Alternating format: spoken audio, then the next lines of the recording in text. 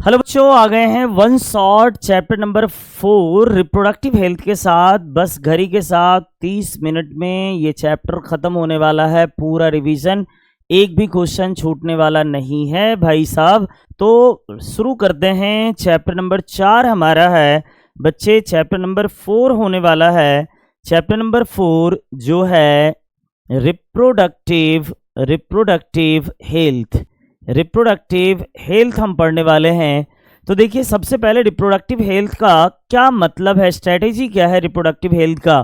तो बच्चे, रिप्रोडक्शन से संबंधित जो भी इश्यूज हैं सबको सॉर्ट आउट, जितनी भी परेशानियां हैं सबके बारे में स्टडी करना, वो क्या कहलाएगा, रिप्रोडक्टिव हेल्थ कहलाएगा। अगर हम देखें, reproductive health means the total well beings all the aspects of the reproduction, that is a physical, emotional और बिहेवियरल एंड सोशल। इन सभी एस्पेक्ट्स पे बात करना, ये सारा इंक्लूड किसमें है, रिप्रोडक्टिव हेल्थ में। अच्छा, एक बात बताइए, रिप्रोडक्टिव हेल्थ के कारण प्रॉब्लम्स क्या क्या होते जा रही हैं जिस पर हमें बात करना जरूरी है, जो कि हमारे सिलेबस में दिया है। तो सबसे पहले एक है एसटीडी, सेक्सुअली ट्रांसमिटेड डिजीज। अगर अनहेल्दी क्वाइटस करा जाए, अगर अनहेल्दी क्वाइटस का मतलब क्या है, किसी अफेक्टेड पर्सन के साथ क्वाइटस करा जाए तो इससे जो बीमारियां फैलती है उसे ही क्या कहेंगे, उसी को कहेंगे सेक्सुअली ट्रांसमिटेड डिजीज। आप देखें क्या है, there is a little knowledge of the person hygiene and hygienes of the reproductive organs are cause sexually transmitted disease। यानी हाइजीनिक और हाइजीन जो हमारे शरीर के अंदर जो प्रॉब्लम्स होती हैं उसके कारण जो डिजीज काउज होता है, जो सेक्स के दौरान, क्वाइटस के दौरान एक दूसरे में फैलेंगी। उसके बाद दूसरी बात क्या है, क्या बाल विवाह। आप लोग जानते होंगे, अर्लियर मैरिज की बात करें, अर्लियर मैरिज में अगर बाल विवाह, बच्चों में विवाह करा दिया जाए तो उसके समय में क्या होता है कि सेक्स ऑर्गन, जितने भी ऑर्गन्स हैं वो डेवलप नहीं होते हैं, और फीमेल समय से पहले अगर प्रेग्नेंट हो जाएंगी तो मैटरनल मोर्टेलिटी रेट, प्रसव के दौरान मां की मृत्यु का खतरा बढ़ जाएगा और इन्फेंट, नवजात बच्चे भी मरने लगेंगे। ये भी एक प्रॉब्लम है। दूसरी बात करते हैं कि अवेयरनेस के कारण जो खास करके रैपिड इंक्रीज जो पॉपुलेशन में हो रहा है, अज्ञानता के अंदर ये भी एक बहुत बड़ा कारण है। और दूसरी बात करें कि कुछ और सेक्स रिलेटेड इश्यूज हैं, इसके बारे में भी लोगों को अवेयर करने की जरूरत है। तो बच्चे, इससे कोई भी क्वेश्चन आने की संभावना नहीं है इस पूरे पैराग्राफ से। अब हम चलते हैं दूसरे पॉइंट्स के ऊपर चलते हैं। स्ट्रेटेजी क्या है हमारी, बात करें इस चैप्टर को, यानी ये जो हमारी प्रॉब्लम है रिप्रोडक्टिव हेल्थ, इसको सुधारने के लिए एक भारत सरकार के द्वारा 1951 में विश्व का पहला ऐसा देश भारत था जिसने फैमिली प्लानिंग लॉन्च किया था। कब, 1951 में। यहाँ से ये क्वेश्चन पूछा जाता है। उसके बाद फैमिली प्लानिंग प्रोग्राम में भी को ही बदला गया, reproductive and child health care नाम दे दिया गया। कब, 1997 में। तो भाई साहब, भारत सरकार सबसे पहले दुनिया का पहला देश बना जिसने क्या लागू किया था, फैमिली प्लानिंग प्रोग्राम। और रिप्रोडक्टिव हेल्थ को कब जारी किया गया, reproductive and child health care को कब जोड़ा गया, 1997 में। ये दो जानकारियां आपके लिए बहुत ज़रूरी थी। उसके बाद बताइए कि लोगों को अवेयर करने की जरूरत थी कई सारे एस्पेक्ट में, जिससे कि रिप्रोडक्टिव हेल्थ को सुधार करा जा सके। साथ ही साथ ये जो हमारी प्रॉब्लम्स थी, अलग अलग तरह के लोगों को सपोर्ट करना ताकि जो रिप्रोडक्टिव हेल्थ सोसाइटी में बेहतर करा जा सके। अब देखिए, एक बात है कि जो कई सारी ऐसी संगठन है जो इन पर काम करती जा रही हैं, जैसे गवर्नमेंट और नॉन गवर्नमेंट ऑर्गेनाइजेशन, जिसको आप एनजीओ कहते हैं, ये सब भी इसमें बहुत इंपॉर्टेंट रोल प्ले कर रहा है। फिर देखें, सेक्स एजुकेशन स्कूल में ऐड करा गया, जिसके कारण बच्चों को इसके बारे में पहले से नॉलेज होना चाहिए, ये सारे चीज़ों के बारे में, जो एक हेल्दी माइंड का डेवलप हो सके। उसके बाद बताएं कि एक प्रॉपर सेक्सुअल जो ट्रांसमिटेड डिजीज था, इसको कैसे रोका जाए, सेफ हाइजेनिक क्वाइटस कैसे बढ़ाया जाए, इसके बारे में भी हमें जानकारी रखा गया। उसके बाद एडुकेटिंग पीपल जो थे उसको और ज़्यादा बर्थ कंट्रोल के बारे में केयर करा गया। बर्थ कंट्रोल मतलब अनवांटेड बर्थ को नहीं करना है। साथ ही साथ जो प्रेग्नेंट मदर होती हैं उनके हेल्थ पर ज़्यादा ध्यान रखना। उसके बाद पोस्ट नेटल केयर यानी प्रसव के बाद जो होता है केयर, उसके लिए और मदर और चाइल्ड दोनों के हेल्थ को बेहतर बनाना, साथ ही साथ ब्रेस्ट फीडिंग कराना, इन सारी चीज़ों पर विशेष जोर दिया गया। उसके बाद आप बताइए सेक्स क्राइम को कम कैसे करा जा सके, इन सारी चीज़ों पर विचार करना है। लेकिन इस पूरे पैराग्राफ में सबसे इम्पॉर्टेंट हमारा ये क्वेश्चन आता है एमनियोसिंथेसिस। देखो बच्चों, एमनियोसिंथेसिस क्या होता है कि गर्भ के अंदर यानी यूट्रस के अंदर जो फिटस पल रहा होता है, डेवलप हो रहा होता है, उन फिटस को क्या करना है कि अगर उसका हेल्थ का जांच करना है तो उसे कहते हैं एमनियोसिंथेसिस। तो जरा देखें, एमनियोसिंथेसिस की बात करें, based on the chromosomal in the cells found in the amniotic fluid surrounded by the developing embryo। ये क्या काम करेगा? सेक्स डिटर्मिनेशन में हेल्प करेगा, साथ ही साथ फीटस के हेल्थ के बारे में पता लगाएगा। ये एक क्वेश्चन एमनियोसिंथेसिस पूछा जाता है, जिसको सरल भाषा में हम कह सकें the amniocentesis is a technique to determine the foetal health by the help of amniotic fluid. उसके बाद देखिए पॉपुलेशन एक्सपेंशन का क्या कारण है। पॉपुलेशन एक्सपेंशन यानी जनसंख्या विस्फोट की बात करें तो अगर हम देखें जनसंख्या में लोगों के पॉपुलेशन में बहुत तेजी से इंक्रीजमेंट अगर देखा जाए पॉपुलेशन ग्रोथ को, तो इसी को क्या कहा गया? पॉपुलेशन एक्सपांशन कहा गया, पॉपुलेशन ग्रोथ कहा गया। अगर हम बात करें 1990 का डेटा लें तो भारत में कुल 2 बिलियन आबादी थी, जो कि 2000 ईस्वी में बढ़ के हो गई। इसकी संख्या कितनी हो गई? लगभग 6 बिलियन तक पहुंच गई। अगर हम देखें इसी तरह से अगर हम देखें population of India at time independence was about 350 million and increase 1 billion in the 2000। मतलब जो हमारा आज़ादी के समय था ये लगभग, ये पूरे विश्व का डेटा है और ये भारत का 350 मिलियन था। कब? ये था हमारे आज़ादी के समय, और आज़ादी से 2000 के बीच में कितना ड्यूरेशन रहा? मुश्किल से कितना? 47 यानी 53 वर्ष के ड्यूरेशन में ये बढ़ के कितना हो गया? 1 बिलियन, यानी 1000 मिलियन का 1 बिलियन, यानी लगभग ये 3 गुना बढ़ा। कितने वर्षों में? पिछले 45 से 50 वर्षों में ये बहुत तेजी से ग्रोथ हुआ है, यही पॉपुलेशन विस्फोट कहलाया। अब देखें ये क्वेश्चन इंपॉर्टेंट है। इंपॉर्टेंट ये बात है कि पॉपुलेशन इतना ज़्यादा बढ़ा है, इसका मुख्य कारण क्या रहा है? सबसे पहले रैपिड, यानी यह है rapid decline in death ratio या डेथ रेट। बताइए, पहले लोगों की मृत्यु बहुत ज़्यादा होती थी, स्वास्थ्य सेवाएं उतनी नहीं ज़्यादा थी, जिसके कारण लोग मरते ज़्यादा थे, जो कि मरना अब धीरे धीरे कम हुआ बेहतर स्वास्थ्य सेवा के कारण, जिसके कारण जनसंख्या में वृद्धि हुई। दूसरा decline in the maternal mortality rate. पहले क्या होता था? प्रसव के दौरान महिलाओं की भी मृत्यु हो जाती थी, लेकिन अब प्रसव के दौरान बहुत ज़्यादा से ज़्यादा लोगों को बचा लिया जाता है, तो ये मैटरनल मोर्टेलिटी रेट में कम होना। Decline infant mortality rate. पहले क्या होता था कि छठियारी होने से पहले 50% बच्चे मर जाते थे, किसी के 8-8 बच्चे होते थे, पता चला कि 3 बचा, 5 का 5 मर गया। ये जो नवजात शिशु मरता है उसी को इन्फेंट मोर्टेलिटी रेट कहते हैं। और increase in the number of people to reproductive age, यानी ये जो हमारा रिप्रोडक्टिव एज वाले बच्चों की संख्या है ये बहुत ज़्यादा बड़ी है, जिसके कारण पॉपुलेशन ग्रोथ हमारा बढ़ा है। तो ये 4 कारण है। बेहतर स्वास्थ्य सेवाओं के कारण मृत्यु दर में कमी, उसके बाद मैटरनल मोर्टेलिटी रेट में कमी, इन्फेंट मोर्टेलिटी रेट में कमी, और जो रिप्रोडक्टिव एज वाले पीपल हैं इसकी संख्या में वृद्धि। इन सभी कारणों से पॉपुलेशन बहुत तेजी से बढ़ा है। ये कुछ विशेष डाटा याद रखने की बात नहीं है।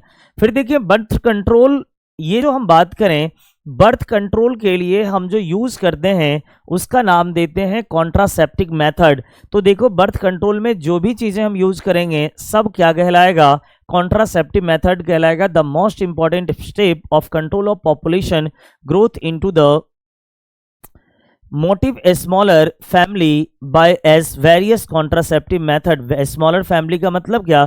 छोटा परिवार, सुखी परिवार वाला कंसेप्ट दिया जाना। इसके लिए क्या जरूरी है? कॉन्ट्रासेप्टिव मेथड्स की जरूरी है। अब बताइए एक आइडियल कॉन्ट्रासेप्टिव मेथड कैसा होना चाहिए?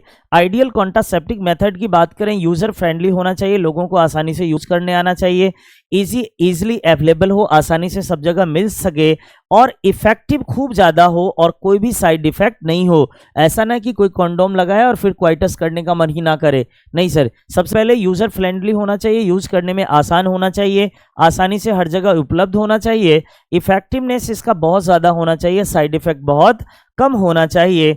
उसके बाद ये जो है जो ना, क्वाइटस के समय किसी भी तरह का कोई इंटरफेरेंस ना हो, किसी तरह से कोई इसका इंटरफेरेंस ना हो यूजर को। ये 4 क्राइटेरिया है एक आइडियल कॉन्ट्रासेप्टिव्स की। ये सीबीएसई में पूछा जाता क्वेश्चन, सीबीएसई में कई बार क्वेश्चन पूछा गया है, बिहार बोर्ड में ये क्वेश्चन अभी तक नहीं आया है। अब देखें methods of birth control. Birth control के क्या क्या मेथड हैं बच्चे? सबसे पहला है नेचुरल मेथड। नेचुरल मेथड का मतलब क्या? किसी भी तरह का कोई बाहरी मेडिसिन का या इक्विपमेंट का यूज नहीं करना है। उसके बाद दूसरा है बैरियर मेथड, रुकावट का उपयोग करेंगे जस्ट लाइक ए कॉन्डोम वगैरह का। उसके बाद है इंट्रायूटेराइन डिवाइस, फिर हम ओरल कॉन्ट्रासेप्टिव डिवाइस की बात करेंगे मेथड की, फिर हम इंजेक्शन या इम्प्लांट की बात करेंगे और लास्ट में हम सर्जिकल मेथड की बात करने वाले हैं।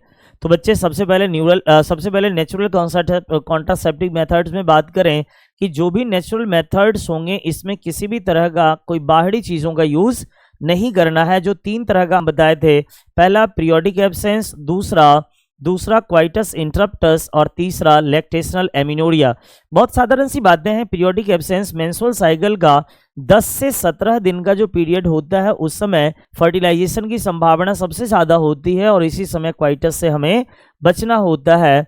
देखो periodic absence is a method in which the couple avoid the absence from the coitus from 10 to 17 days of menstrual cycle when ovulation is expected occurs। यानी जिस समय ओवुलेशन होता है उस दौरान क्वाइटस से हमें बचना होता है और जब ओवुलेशन में ओवम स्पर्म मिलेगा नहीं तो फर्टिलाइजेशन की संभावना होगी नहीं। दूसरा हम कहें क्वाइटस इंटरप्टस। क्वाइटस इंटरप्टस का मीन्स है क्वाइटस करो, परंतु करना क्या है कि जब इंसीमिनेट होना है, जब इंसेमिनेशन का फीलिंग होगा उससे पहले अपनी पेनिस को वजाइना से बाहर डिस्चार्ज कर देना है स्पर्म को। तो क्या निकला? क्वाइटस इंटरप्टस में विड्रॉल मेथड, इसी को बोलते हैं method in which the male partner withdrawal has his penis from vagina just before the ejaculation so to avoid the insemination. किसको इंसेमिनेट करना है? मतलब इंसेमिनेशन को अवॉइड करना है फीमेल के वजाइना में जाने से। लैक्टेशनल एमिनोरिया ये हम बताए थे पार्चुरेशन के पहले 6 माह का पीरियड होता है जिस समय ओवुलेशन की संभावना सबसे कम होती है। Lactational amenorrhoea is based on the principle of during the periodic of the lactation after parturition ovulation does not occurs। इस समय ओवुलेशन नहीं होता है। तो ये 3 है क्या है नेचुरल मेथड। उसके बाद बच्चे आपको हम बताएंगे, अगला हम बताएंगे बैरियर मेथड बताएंगे। नेक्स्ट हमारा होगा बैरियर मेथड की बात करते हैं। जरा देखिए बैरियर मेथड की बात करें। दूसरा मेथड क्या है? Barrier method. बैरियर मेथड का मतलब क्या? हम एक रुकावट की तरह काम करेंगे। फोन कर लीजिए, दीदी का है। देखिए रुकावट की तरह काम करना है। जैसे मान लीजिए कंडोम की बात करें, ये सारे किसकी तरह काम करेगा? रुकावट की तरह काम करेगा। These methods prevents the contact with the sperm of ovum. यानी क्या करना है कि ऐसा कुछ करना है, डिवाइस का यूज करना है जिससे स्पर्म और ओवम को कांटेक्ट में जाने से रोका जा सके with the help of barrier. चाहे वो बैरियर किसी भी तरह का हो सकता है। Which method can available to the both male and female. ये जो होते हैं मेल फीमेल दोनों के लिए ये मेथड्स अवेलेबल होते हैं। जैसे कि बात करें कॉन्डोम्स की बात करें, एक बैरियर मेथड है जो रबर या लेटेक्स का बना होता है जो मेल क्वाइटस से पहले क्या करता है? पेनिस को कवर कर लेता है और वेजाइना के ऊपर भी लगाया जा सकता है जिसको फेमिडॉम कहते हैं। क्या कहते हैं? फेमिडॉम कहते हैं। फीमेल के लिए यूज करते हैं femidom. It prevents the deposition of the ejaculation semen into the female vagina या वजाइनल फीमेल। यानी ये जो एक बैरियर होता है जो मेल अपनी पेनिस के ऊपर लगा लेगा या फीमेल अपनी सर्विक्स में लगा लेंगी जिससे कि इंसेमिनेट होने नहीं दिया जाएगा फीमेल के वजाइना में स्पर्म को जाने से रोका जाएगा। डायफ्राम या सर्वाइकल कैप या वॉल्ट, ये सारे जो होते हैं रबर के बना हुआ इलास्टिक स्ट्रक्चर होता है जिसे फीमेल यूज करती हैं, रबर का बना होता है और हम बताए थे ये रियूजेबल होता है, कवर्ड करता है सर्विक्स को। ये जो है ना खास करके स्पर्म को मिलने से रोका जाता है, सर्विक्स में जाने से रोका जाता है। ये यूज कौन करती हैं? तो भैया यूज्ड बाय फीमेल। ये कौन यूज करती हैं? फीमेल, और ये होता है मेल फीमेल दोनों के लिए। उसके बाद स्पर्मिसाइडल जेली, क्रीम्स या फिर फोम, ये स्पर्मिसाइडल स्पर्म को मारने का काम करता है बच्चे। ये जो एक कंडोम है इसके लिए इंपॉर्टेंट पॉइंट है, कंडोम एक ऐसा कॉन्ट्रासेप्टिव डिवाइस है जो अनवांटेड बर्थ के साथ साथ सेक्सुअली ट्रांसमिटेड डिजीज को भी प्रिवेंट करता है। अगला पॉइंट आ रहा है इंट्रायूटेराइन डिवाइसेस। देखिए those types of devices that are implanted in the uterus, यानी ये फीमेल द्वारा सबसे ज़्यादा एक्सेप्ट किए जाने वाला कॉन्ट्रासेप्टिव मेथड्स है जिसको फीमेल के यूट्रस में इम्प्लांट करा जाता है जिससे कि फर्टिलाइजेशन को रोका जा सके, ओवुलेशन को रोका जा सके, अनवांटेड प्रेगनेंसी को रोका जा सके। अब देखें this devices are inserted by doctors, यानी ये खुद नहीं लगाया जा सकता, जैसे कंडोम खुद लगाया जा सकता है वैसे इसको या तो डॉक्टर के द्वारा लगाया जा सकता है या तो किसी ट्रेंड नर्स के द्वारा लगाया जा सकता है बाय वजाइना।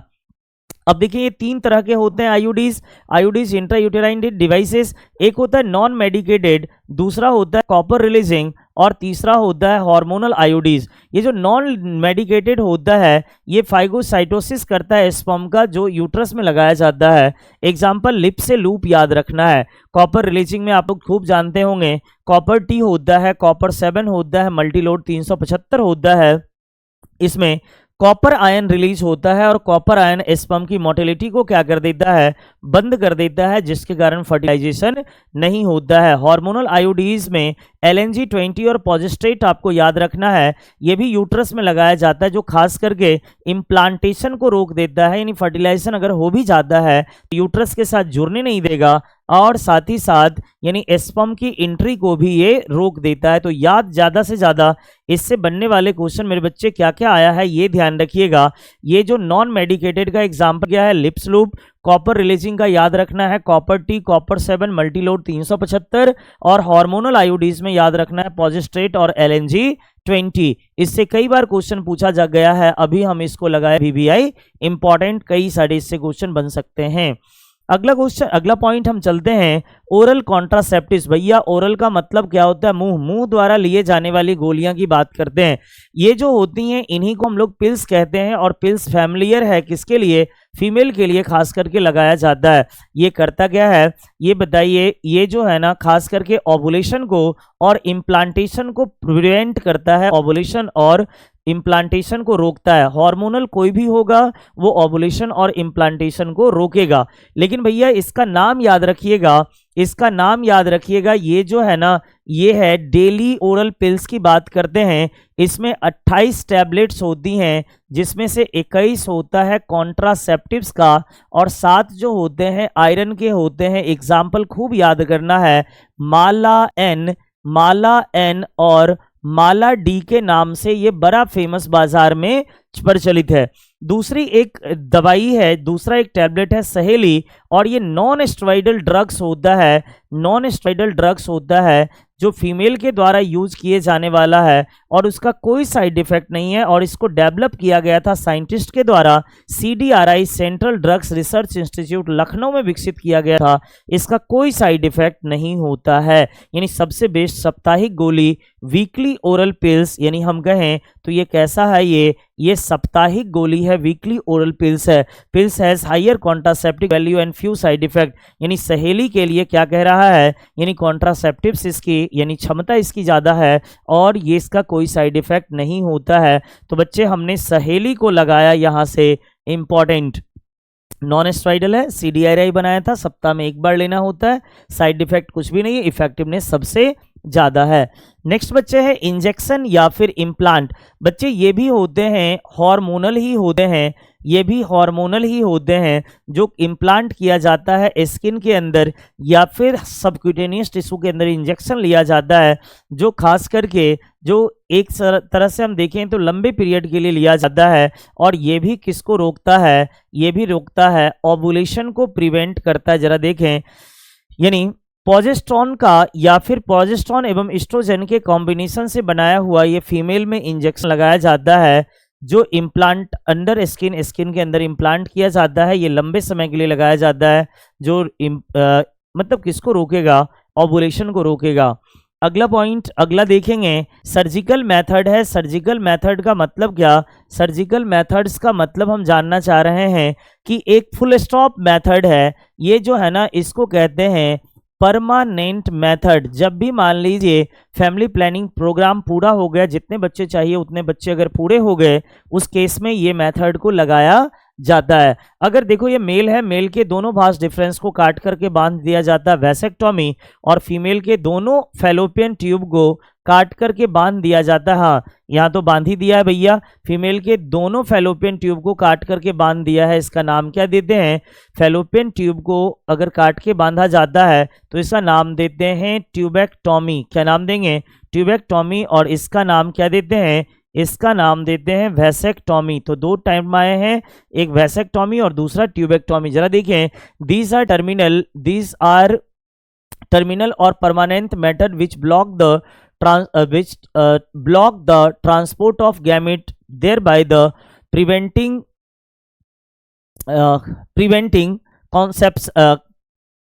conceptions, यानी जो खास करके मिलन को रोका जा रहा है। अगर मेल में बात करें तो भास डिफरेंस के एक छोटे से पार्ट को काट करके रिमूव कर दिया जाएगा, जिससे कि आगे स्पर्म पास आउट नहीं हो पाएगा, जिसको बोलेंगे वैसेक्टोमी।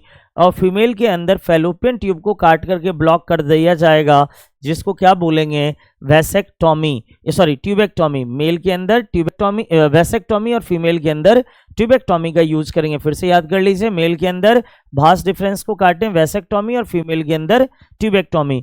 तो ये हमारा 6 का 6 कॉन्ट्रासेप्टिक मेथड आपका हुआ।